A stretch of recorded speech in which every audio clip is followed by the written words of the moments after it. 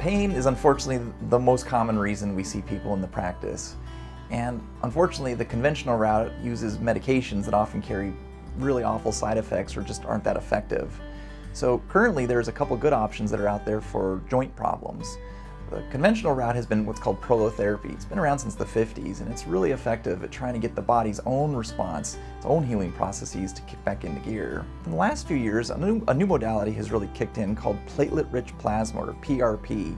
This is where we draw your blood, spins in a centrifuge, and then we draw back some of the platelets, basically where a lot of the growth factors are. And we inject this back into the same patient where the problem area is. So this is a model of your knee. Obviously the skin's been removed, but we can see down to the bonus structures where we're actually almost getting inside the joint. So this is actually your femur, or your thigh bone. This is your shin bone. So you can see as the knee is bending, so you can get a good look at the menisci that are inside here. And if we turn to the back side of the knee, you can get a good view of the ligaments that are here in the knee. You got the collateral ligaments on the sides, and then you got the ACL and the MCL here inside of the joint itself.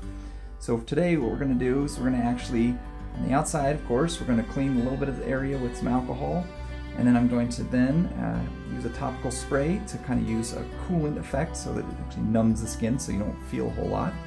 And then using my needle, have you look away, I'll look away too, just kidding. And then we can actually insert the needles here, insert the fluid, kind of aiming down towards where your problem is around the ACL in the hopes that we can then try to build those new tissues.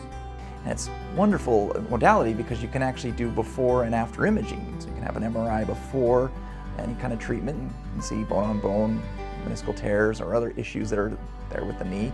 And then after treatments, you actually see growth of connective tissue. Of course, most importantly, the patient has better range of motion and less pain.